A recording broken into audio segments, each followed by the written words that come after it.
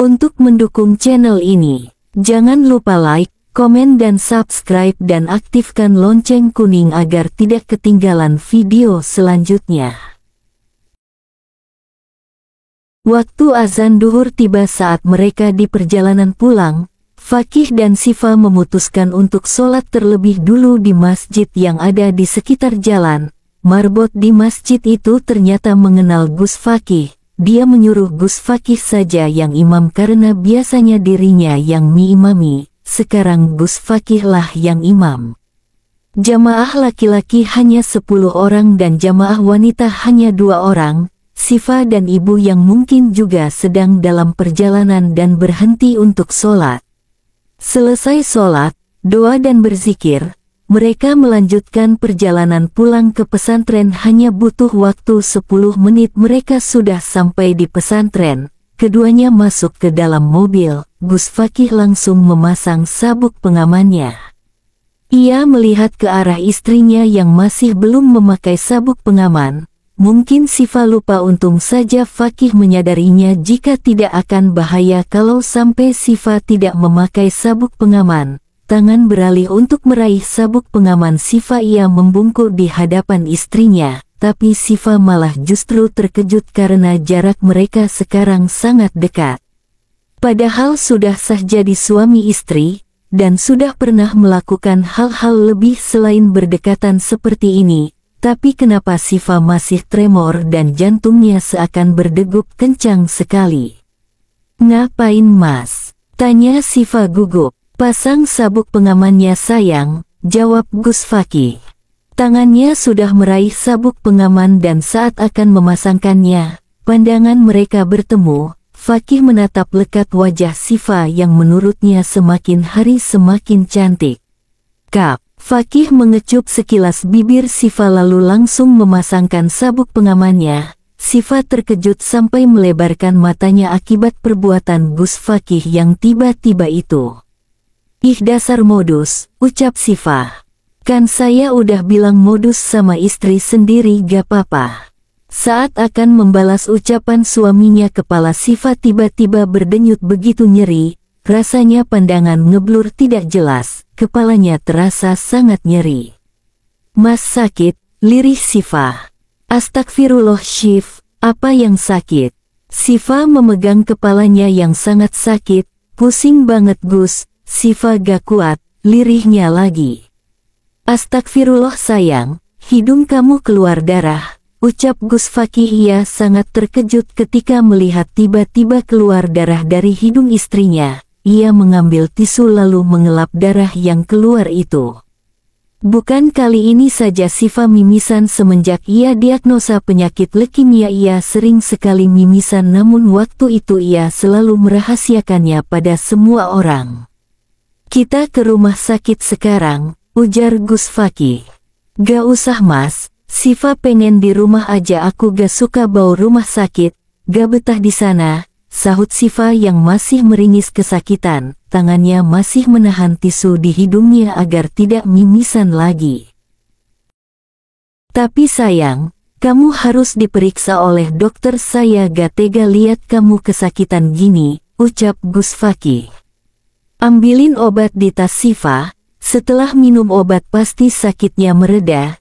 Titah Sifa dan Gus Fakih menurut lalu mengambil obat yang berada di tas istrinya. Ia juga membukakan air minum untuk Sifa. Sifa menerima obat dari tangan Fakih lalu memasukkannya ke dalam mulut dan meminum air yang diberikan oleh Fakih. Dan benar, setelah meminum obatnya rasa nyeri di kepalanya sedikit mereda dan tidak mimisan lagi. Itu sudah kebiasaan Sifa saat mimisan dan sakit kepala. Setelah minum obat pasti akan sembuh kembali, tapi kata dokter Alisa itu hanya sembuh sementara. "Sini saya pijitin kepalanya biar sakitnya semakin berkurang," ujar Gus Fakih. Fakih mulai memijit kepala Sifa, dan benar rasa pusingnya semakin berkurang. Sifa harus banyak-banyak bersyukur karena memiliki suami yang sangat perhatian padanya. "Gimana, udah berkurang sakitnya?" tanya Fakih. "Alhamdulillah, Kayaknya Siva kecapean deh. Siva istirahat aja ya di rumah, gak usah ke rumah sakit, ujar Siva sambil memegang tangan suaminya dan menampilkan wajah memohon. Ya udah, istirahat di rumah aja. Istri senang, suami juga ikut senang. Fakih menancap gas, mobil mulai melaju ke arah tujuan. Saat sampai pesantren ia melihat istrinya ternyata tertidur dengan lelap dan damai. Mungkin benar istrinya itu kelelahan bermain setengah hari. Ia lupa jika istrinya itu tidak boleh kelelahan karena penyakitnya akan kambuh saat itu juga. Fakih membopong Siva masuk ke dalam-dalam, lalu masuk ke kamar menidurkan Siva di ranjang. Ia melepaskan hijab Siva agar nyaman saat tidur. Dirasa ada pergerakan, Siva terbangun. Ia menyipitkan matanya melihat suasana sekitar. Bukankah tadi ia tertidur di mobil? Mengapa sekarang ia sudah di kamar? Ia sudah mengira pasti Gus Fakih yang menggendongnya sampai ke dalam kamar. Tidur lagi sayang, kamu harus banyak istirahat, ucap Fakih yang menyadari istrinya itu membuka mata. Kenapa gak bangunin aja mas? Kasian Mas Fakih harus gendong Siva yang berat ini, ucap Siva. Gak berat kok, ya udah sekarang istirahat ya. Nanti bangunin Siva ya kalau semisalnya Siva gak bangun pas waktu asyar. Iya Tuan Putri. Fakih duduk di pinggir ranjang sambil mengelus-elus kepala Siva. Ia terus membaca sholawat tibil kulub sampai istrinya itu tertidur kembali. Ia mencium kening Siva lalu membenarkan selimutnya. Fakih sekarang akan pergi ke rumah sakit untuk menemui Dokter Alisa. Ia akan menanyakan apa saja yang harus dilakukan Siva dengan dirinya agar istrinya itu cepat sembuh. Ia juga akan bertanya makanan apa yang harus dikonsumsi untuk seseorang yang mempunyai penyakit leukemia. Ia tidak memberitahu Uma atau abinya kalau dia pergi untuk ke rumah sakit. Ia hanya izin pergi sebentar untuk urusan di luar. Siva menyuruhnya untuk tidak memberitahu Uma ataupun abinya soal penyakit Siva. Tapi tadi sebelum ke rumah sakit ia mengantar terlebih dahulu Umi Anissa dan Aisyah pulang. Kini ia sedang menunggu Dokter Alisa di depan ruangannya. Dokter Alisa sedang memeriksa pasien di salah satu ruangan. Memang dia belum membuat janji dengan dokter sehingga waktunya tidak tepat, dia harus menunggu dulu. Sekitar 15 menit ia menunggu, akhirnya Dokter Alisa kembali ke ruangannya. Ia langsung menemuinya. Dokter Alisa sedikit terkejut dengan kehadiran Fakih di rumah sakit. Gus Fakih, beonya. Boleh saya ngobrol sebentar? Ujar Gus Fakih. Boleh, silahkan masuk, ajak Dokter Alisa. Fakih langsung membicarakan soal penyakit Siva pada Dokter Alisa. Ia bertanya pada Dokter Alisa dia harus apa agar istrinya itu bisa sembuh.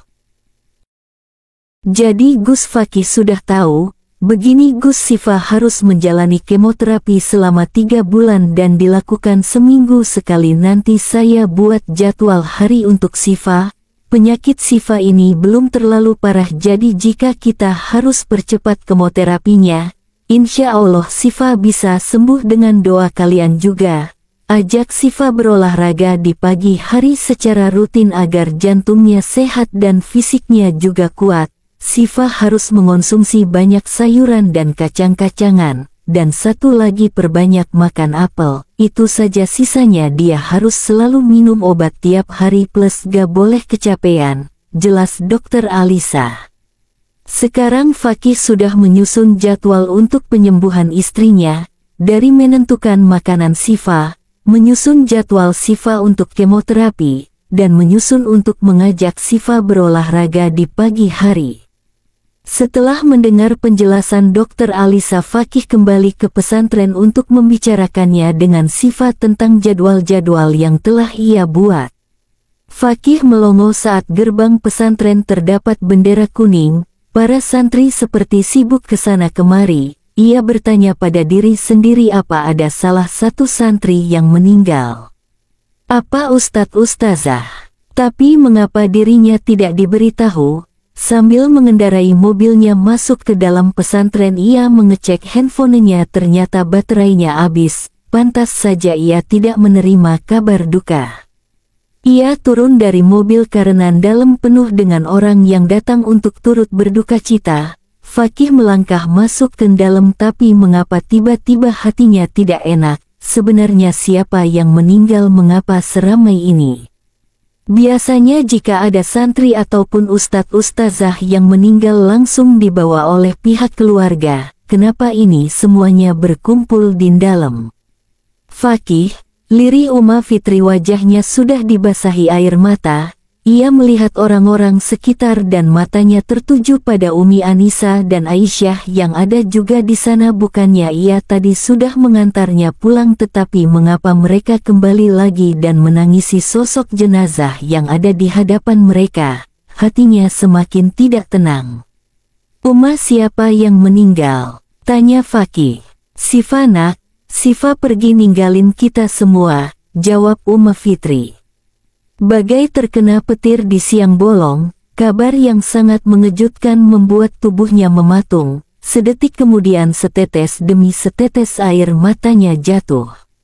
Gagam mungkin Uma, Sifa tadi lagi tidur, katanya dia cuma mau istirahat sebentar, lirih Fakih. Kamu harus ikhlas nak, mungkin Allah lebih sayang sama Sifa, ucap Uma Fitri. Gaga Sifa gak bakal pergi ninggalin Fakih Uma, dia udah janji bakal terus sama Fakih sampai kita punya anak. Fakih melangkah mendekat ke arah jenazah yang ditutupi kain itu, langkahnya bergetar, ia berharap itu bukan istrinya. Uma Fitri semakin terisak melihat ketidakterimanya Fakih terhadap kepergian Sifa. Perlahan Fakih membuka kain yang menutupi wajah jenazah itu. Ia melongo, tidak percaya itu benar wajah istrinya. Wajahnya sudah pucat namun tetap tersenyum, tangan yang bergetar mengelus pipi Sifa. Kenapa kamu pergi sayang? Kenapa? Kita sudah menyusun rencana untuk kehidupan anak kita, tapi kenapa kamu malah tinggalin saya? Rencana itu seketika hancur karena kepergianmu. Saya sudah pernah kehilangan seorang istri pertama. Sekarang kamu juga pergi, buat hidup saya sepi kembali. Semoga nanti kita bertemu di surganya Allah ya sayang, tutur Fakih. Ia terus menahan air matanya agar tidak terjatuh. Setelah mengatakan itu ia mencium kening Sifa dengan hikmat. Mengapa takdir tidak membiarkan dia bahagia? Mengapa kebahagiaan itu hanya sementara? Tubuhnya semakin bergetar, ia tidak mampu lagi untuk melihat istrinya yang sudah terkujur kaku. Astagfirullah, ya Allah, kenapa engkau beri takdir sangat sepedih? Lirihnya. Fakih, hei nak bangun, kamu kenapa? Ucap Uma Fitri. Sejak tadi ia berusaha membangunkan anaknya karena sudah asyar tiba, dan anaknya ini terus terpejam sampai mengeluarkan air mata. Mimpi buruk kayaknya Uma, sahut Sifa. Saat tadi ia tidur, ternyata suaminya juga ikut tertidur di sampingnya. Di jam 2:30 sore ia terbangun karena suara ketukan pintu kamar. Ternyata Uma Fitri memanggilnya dan memberikan undangan majelis. Saat kembali masuk ke dalam kamar ia melihat Gus Fakih mengigau menyebut namanya terus dan air matanya keluar membuat Sifa khawatir dan langsung memanggil Uma Fitri. Coba diciprat air Syif, kalau gak guyur sekalian biar bangun, ucap Uma Fitri sambil memberikan gelas yang berisi air. Sifa menurut, ia mencipratkan air ke wajah Fakih. Dan benar Fakih mulai sadar terlihat dari matanya yang berkedut. Fakih mengusap wajahnya yang terasa basah namun matanya masih terpejam. Ia mencoba menetralkan pandangannya, sedikit menyipitkan matanya melihat suasana sekitar.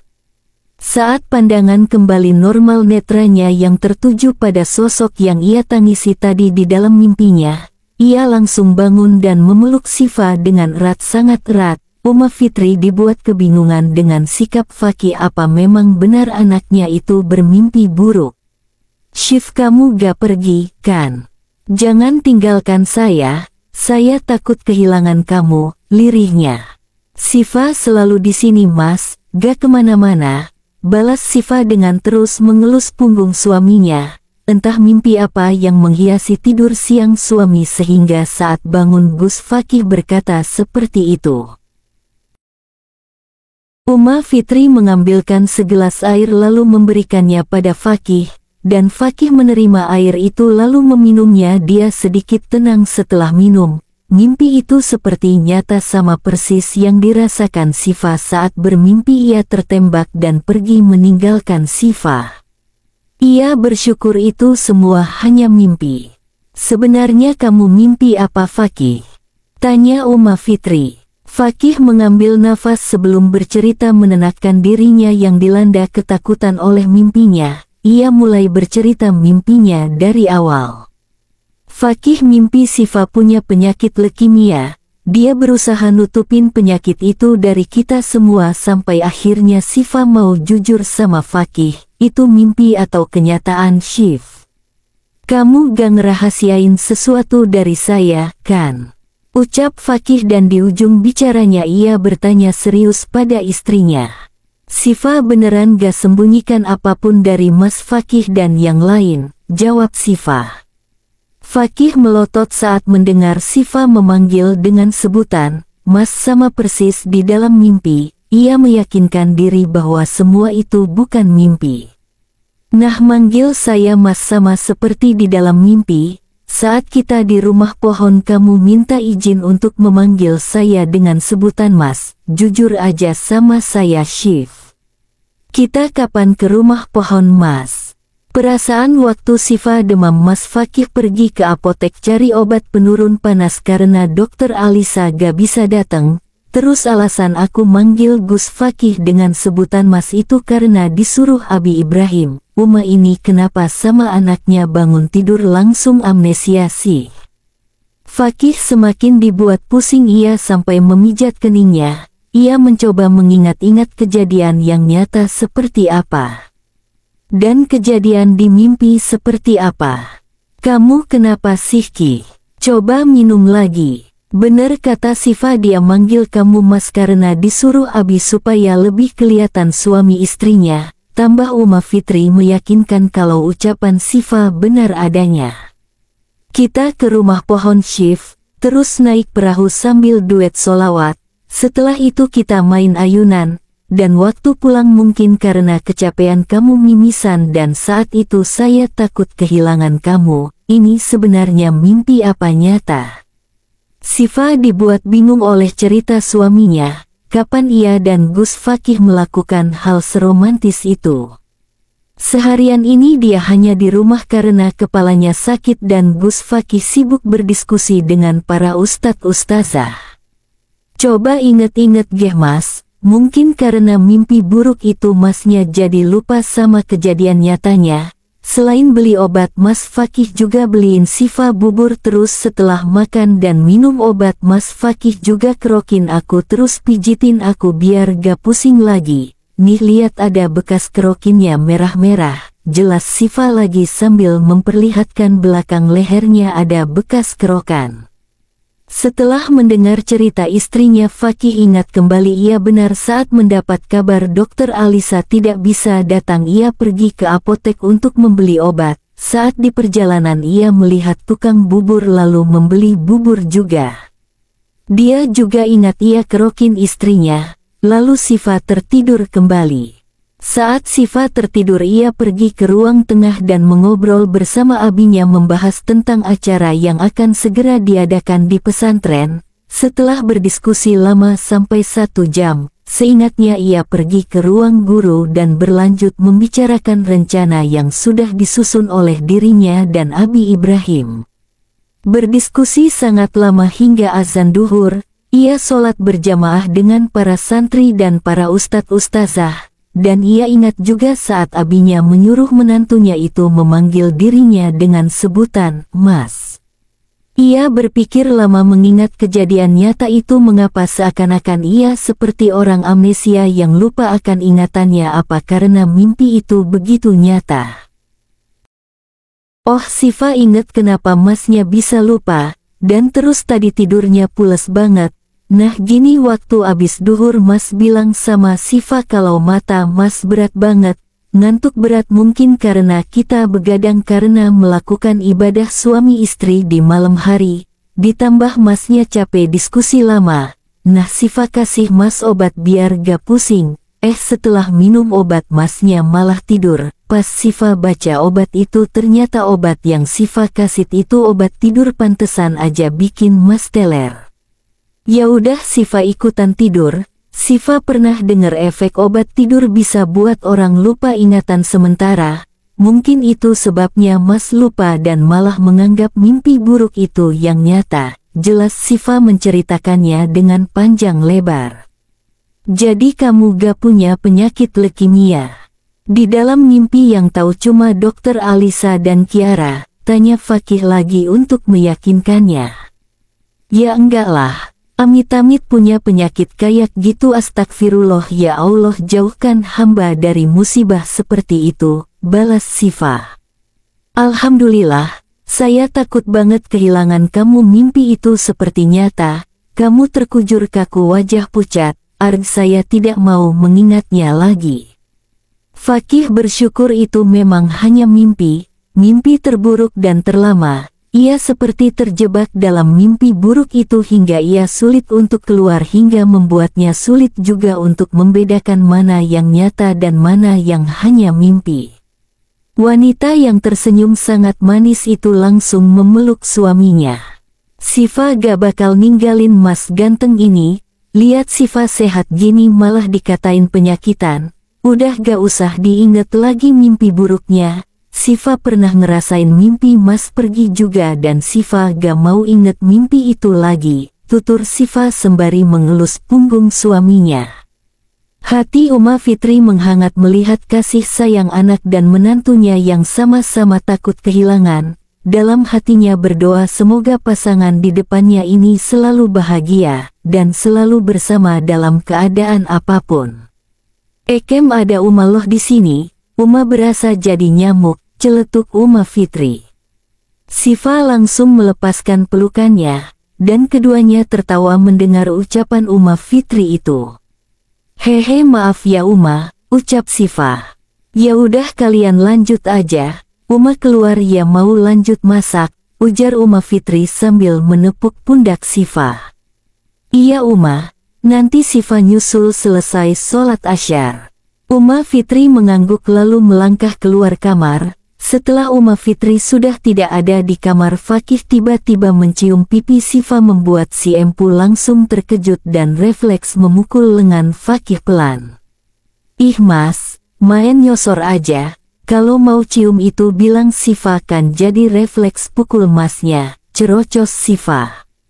Saya hanya membuktikan kalau ini beneran mimpi atau kenyataan, setelah dipukul kamu ternyata beneran nyata. Saya sangat bersyukur ternyata kamu gak sakit parah, ujar Gus Fakih. Bilang aja pengen cium-cium Siva, iya ini ada undangan dari Majelis Rasulullah, nanti malam ada acara tablik akbar memperingati Isra Miraj, ucap Siva sambil memberikan undangan yang tadi diantarkan oleh Uma Fitri. Siva ikut ya please, mohon Siva dengan menampakkan wajah gemasnya. Kamu lagi sakit sayang, nanti kalau kena angin malam malah tambah sakit gimana? Aku udah sembuh Mas, gak pusing lagi, insya Allah berkah solawatan aku gak akan sakit, ucap Siva yang terus membujuk suaminya agar memperbolehkannya ikut. Ya udah boleh, nanti kamu harus pakai jaket dan bilang kalau pusing lagi, ujar Gus Fakih lalu tangannya mengacak-acak rambut Siva. Yeh asik majelisan, makasih Mas. Fakih mengangguk lalu melangkah mengambil handuk, saat di depan pintu kamar mandi ia menghentikan langkahnya lalu berbalik badan menghampiri istrinya. Siva yang melihat Fakih kembali ke arahnya dibuat bingung. Kenapa balik lagi Mas? Tanya Siva. Sepertinya tidak seru kalau mandi sendiri, jawab Gus Fakih dengan tatapan aneh pada istrinya. Siva mengerti maksud ucapan Fakih itu, tanda warning sudah berbunyi, selamatkan Siva dari singa cabul ini. Mas mandi sendiri aja, kalau mandi bareng pasti lama, nanti masnya gak sholat berjamaah di masjid, sahut Syifa.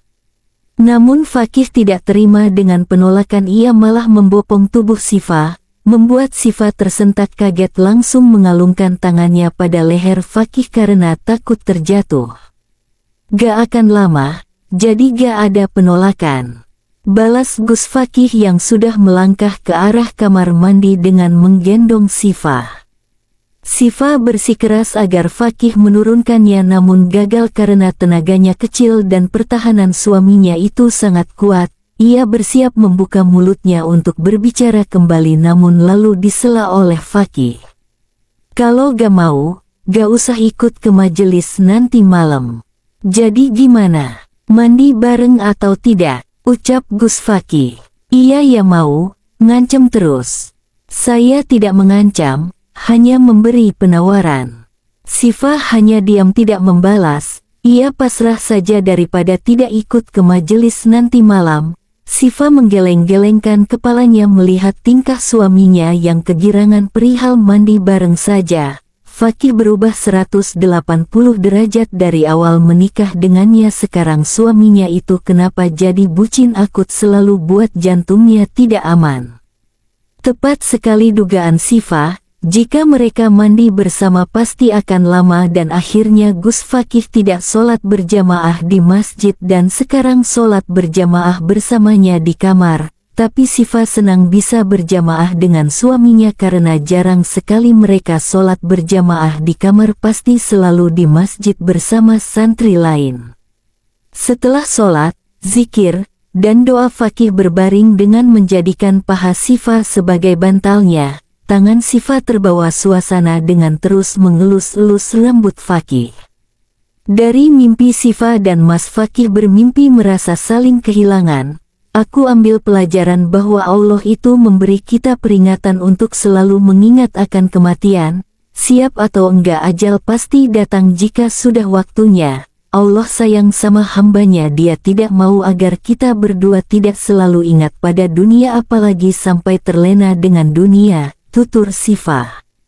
Bener sayang, kita harus banyak-banyak bersyukur karena Allah mengingatkan kita akan kematian. Di zaman sekarang banyak manusia yang terbujuk dengan rayuan dunia padahal Allah sudah banyak memberi tanda peringatan bahwa sekarang kita sudah berada di akhir zaman. Banyak bencana alam yang mendatang seperti gempa, tsunami, angin kencang, badai, dan kini padang pasir di Arab saja sudah menghijau tetapi manusia tetap saja tidak sadar dan malah asik dengan kesibukan dunia. Astagfirullah manusia-manusia, semoga aku dan Mas Fakih gak termasuk orang-orang yang terlena dengan dunia ya, kita tidak tahu kapan ajal itu tiba. Gimana coba kalau kita lagi berbuat dosa Allah malah mencabut nyawa kita, nauzubillah. Padahal dengan amalan kecil saja bisa menolong kita di akhirat nanti. Menurut Mas Fakih amalan kecil apa yang bisa tolong kita di akhirat? Syifa ingin sekali bertukar ilmu dengan Fakih apalagi suaminya itu seorang Gus. Banyak sayang, pertama itu dengan bersolawat, itu bisa kita lakukan di mana saja kecuali di kamar mandi ya. Lagi di jalan bisa baca solawat. Allahumma sholli ala Sayyidina Muhammad, lagi gabut di kelas baca solawat, tapi jangan lupa sholat 5 waktunya. Ada lagi amalan yang insya Allah amal jariyah yaitu berdakwah. Kalau kita bukan seorang santri atau ustadz-ustazah, apa kita bisa berdakwah Mas? Bisa, walaupun ilmu kita belum terlalu tinggi kita bisa menggunakan sosial media untuk berdakwah. Siapa tahu dengan kita memposting dakwah para ustadz-ustazah di sosial media itu bisa mengingatkan manusia lain. Dia sadar terus sare juga pada yang lain, insya Allah kita yang sare video itu dapat pahala juga. Hal sederhana namun itu Masya Allah amalan yang luar biasa. Jangan takut dibilang sok suci karena terus sare dakwah. Mungkin yang bilang gitu belum Allah beri hidayah.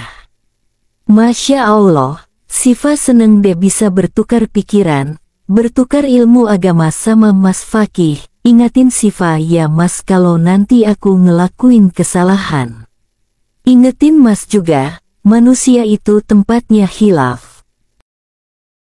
Malam harinya tepat selesai sholat Isya, Fakih, Siva, Uma Fitri dan Abi Ibrahim sudah bersiap untuk pergi ke tablik akbar. Hanya mereka yang hadir karena ini bukan hari libur jadi para santri dan ustadz-ustazah tidak ikut.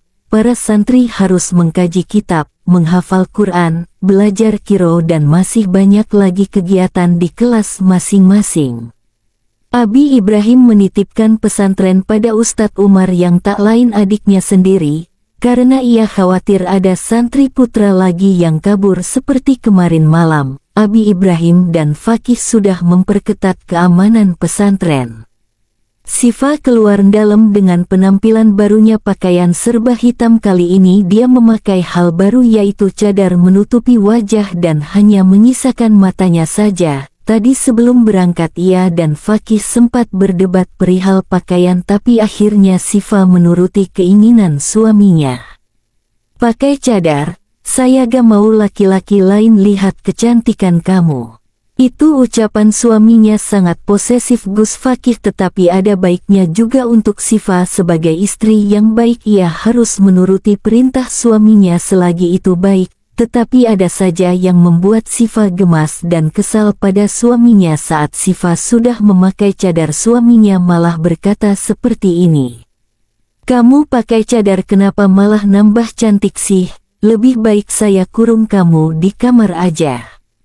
Bodoh amat teriak Siva dalam hatinya, tadi suruh pakai cadar sekarang malah mau dikurung di kamar saja. Siva heran dengan suaminya ini. Ia tidak menghiraukan ucapan Gus Fakih saat itu ia langsung pergi keluar saja. Masya Allah bidadarinya Gus Fakih, celetuk Uma Fitri. Ah Uma bisa aja deh, balas Siva. Ngapain aja sih di dalam? Lama banget siap-siapnya, Uma sama Abi nunggu loh, ujar Uma Fitri. Maaf Uma, itu loh anak Uma posesif banget pakai ini gak boleh pakai itu gak boleh. Pas Siva nurutin maunya dia pakai cadar Mas Fakih malah mau kurung Siva aja di kamar. Cerocos Siva membuat Uma Fitri tertawa pelan. Biasa suami yang udah mulai bucin mah kayak gitu, ucap Uma Fitri. Ayo berangkat nanti keburu mulai acaranya, ucap Abi Ibrahim. Mereka berangkat dengan mobil yang mengendarainya Abi Ibrahim, dan akan bergantian saat pulang dengan Gus Fakih.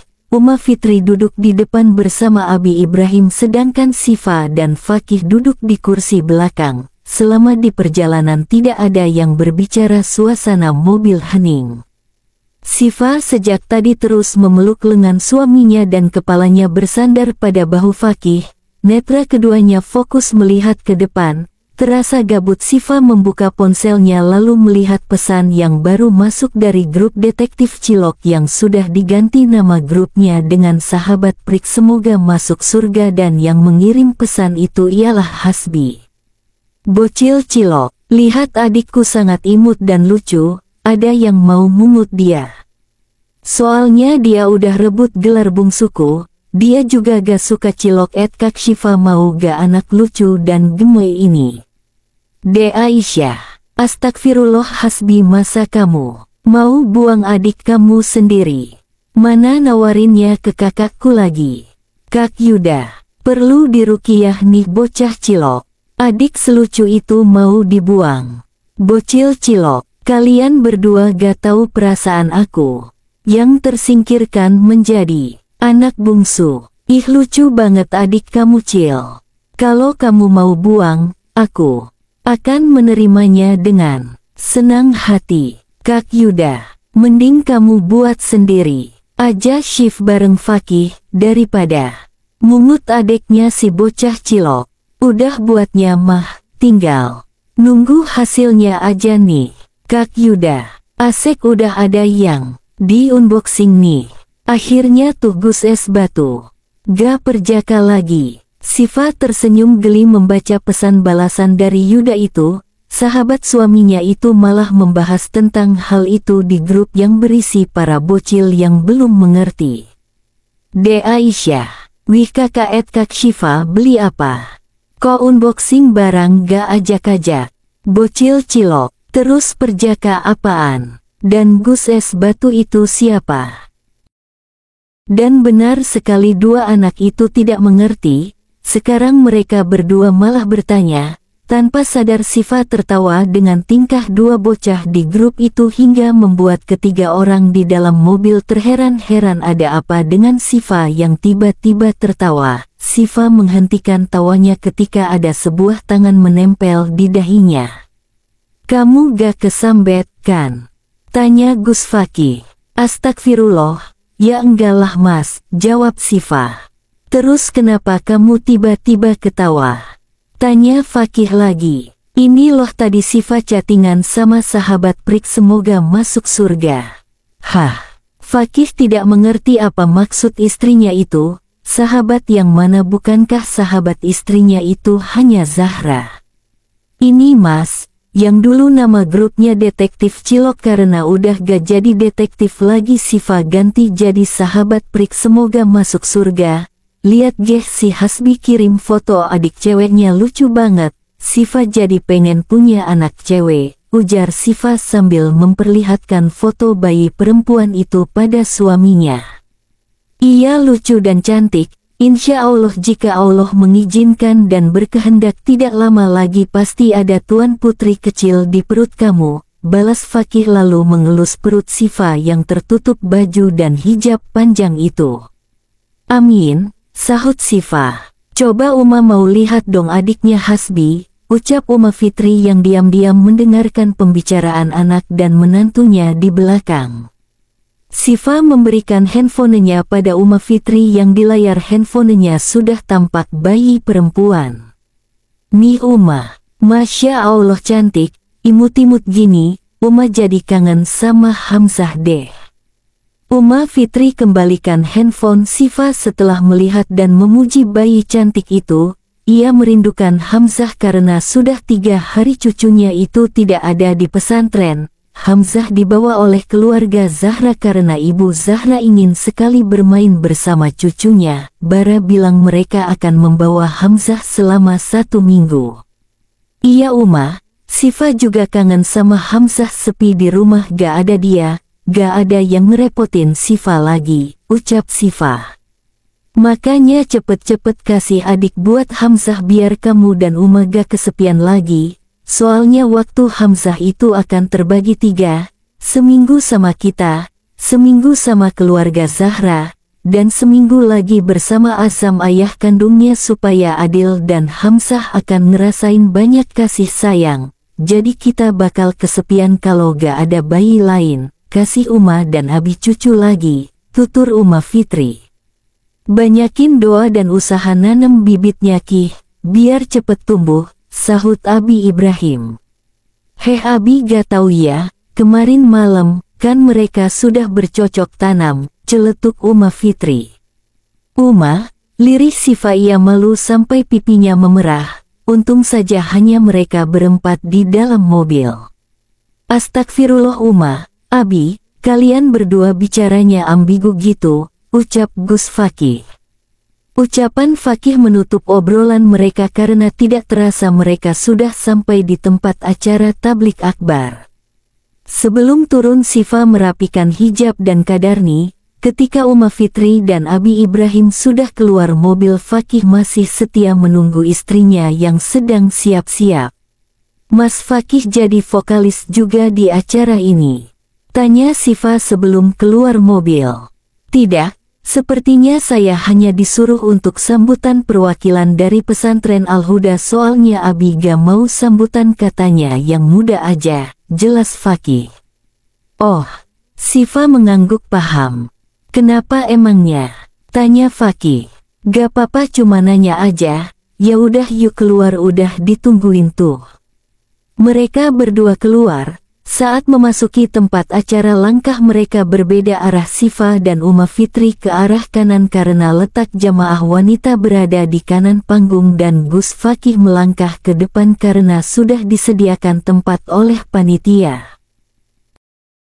Acara dimulai dengan pembacaan Ratib Al-Hadad dan Al-Atos lalu dilanjut dengan pembacaan Maulid Adiyaulami. Sifa merasa senang bisa berkumpul seperti ini bersolawat bersama, ditambah mendapat ilmu dari para habaib. Menurutnya majelisan adalah tempat terbaik untuk healing dan ketika hati sedang tidak baik-baik saja. Selesai semua itu kini akan ada sambutan-sambutan yang diawali dengan pimpinan majelis, lalu beralih pada sambutan ketua panitia. Setelah itu barulah giliran Gus Fakih seperti yang ia bilang perwakilan dari pesantren Al-Huda yang sudah mensponsori acara malam ini. Assalamualaikum warahmatullahi wabarakatuh. Salam Fakih. Waalaikumsalam warahmatullahi wabarakatuh. Jawab semuanya. Saya Muhammad Fakih Haidar selaku perwakilan dari pesantren Al-Huda. Saya tidak akan berbicara banyak di sini karena ini sudah larut malam supaya kalian fokus saja pada ilmu yang disampaikan guru mulia kita. Terima kasih pada panitia yang sudah mensukseskan acara malam ini. Terima kasih untuk para guru mulia kita karena sudah meluangkan waktu untuk memberi asupan ilmu pada kita semua malam ini. Terima kasih juga untuk para jamaah yang sudah hadir ke acara ini. Selanjutnya saya hanya mengingatkan pada para jamaah agar meluruskan lagi niat kalian datang ke sini. Niat kita harus karena Allah, mencari keberkahan, dan ridho Allah. Biasanya nih kalau anak remaja yang datang ke majelis ada aja yang niatnya cari jodoh. Ikut majelisan yo, pasti banyak santri putra ganteng-ganteng. Begitupun sebaliknya yang laki-laki niatnya mau lihat perempuan cantik. Astagfirullah, nduk luruskan lagi niatnya. Jangan malah cari pacar, bukan pahala yang didapat malah dosa. Pacaran elit rabi kok sulit. Sontak semua tertawa dengan ucapan Gus Fakih di kalimat terakhir. Sifa jadi ikut tertawa, ternyata suaminya itu tidak kaku, mudah mencairkan suasana dan yang ia lihat sekarang Gus Fakih terlihat sangat berwibawa di atas panggung sana. Jadi ibu-ibu, bapak-bapak, adik-adik semua luruskan lagi ya niatnya, jangan sampai pahalanya terbuang sia-sia karena salah niat. Itu saja yang bisa saya sampaikan, mohon maaf apabila ada salah kata. Wassalamualaikum warahmatullahi wabarakatuh. Waalaikumsalam warahmatullahi wabarakatuh. Sebentar Gus, jangan turun dulu, ucap pembawa acara yang menahan tangan Gus Fakih. Gus Fakih ini anak tunggal dari pemilik pesantren Al-Huda, pesantren terbesar di daerah kita karena pesantrennya dari sekolah dasar hingga kampus juga ada di pesantren Al-Huda, dan Gus Fakih ini juga salah satu dosen di Universitas Al-Huda. Nah, di pesantren Al-Huda ini Gus Fakih terkenal dengan suara emasnya sebagai vokalis hadroh yang memiliki banyak penggemar karena suaranya yang membuat hati adem. Nah, gimana sebelum turun panggung, gimana kalau Gusnya menyanyikan sebuah solawat sedikit saja supaya ibu-ibu, bapak-bapak, adik-adik di sini gak ngantuk? Gimana, semuanya setuju? SETUJU, sorak para jamaah akhwat. Semangat banget ibu-ibu ini ya, belum mengeluarkan suara aja langsung pada fresh tuh mata, celetuk pembawa acara. Gus Fakih tersenyum sambil mengangguk-angguk setuju dengan permintaan pembawa acara itu. Baik, saya akan membawakan sebuah solawat, tapi lebih tepatnya ini lagu Arab yang sedang trending di media sosial. Istri saya juga pernah meminta saya menyanyikan lagu ini, namun pada saat itu saya belum hafal. Sekarang saya akan membawakan lagunya berjudul Albi Ya Albi untuk istri saya dan kalian semua. Mohon izin para guru, ustadz-ustazah. Fakih membungkukkan diri pada para ustadz, para habaib yang berada di depannya. Albi ya Albi, trikni ya Albi. Mishwata hela, rjaheb. Hela, mafio mena beidai. Mabaref susarlu halal. Maoli hebaitek azoi laaitek, bayoni fi inta obas. Laya ali ambis har laya ali. O ishtalak min dun mahes. Pipi Siva memerah mengapa suaminya itu selalu membuat hal romantis di hadapan banyak orang seperti ini. Sekarang dia sedang baper tingkat langit ketujuh. Rasanya dia ingin terbang menahan rasa saltingnya. Bersambung.